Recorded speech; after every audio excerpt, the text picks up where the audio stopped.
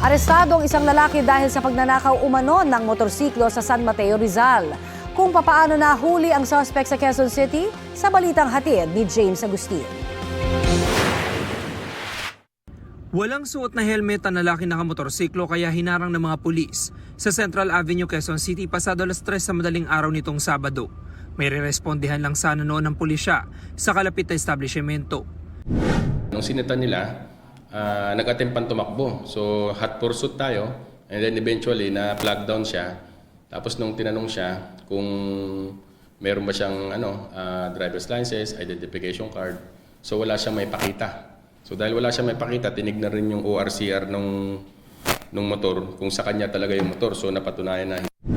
Ang simpleng pagsita na uwi sa pagkakaaresto sa 27 anyos na lalaki matapos makumpirma ng minamaneho niyang motorsiklo ninakaw sa San Mateo, Rizal. Iniwan nila yung motor nila na nakapark. Pero dahil umuulan, yung susi iniwan nila sa motor. O siguro para pagsakay nila ulit mabilis.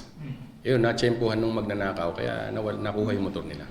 Itinurn over sa San Mateo Municipal Police Station ang suspect na maharap sa reklamong paglabag sa New Anti-Carnapping Act. Tumanggi siya magbigay ng pahayag. Base sa record ng pulisya, 7 buwan pala nakakalaya ang lalaki mula nang makulong noong 2025 dahil sa pagnanakaw.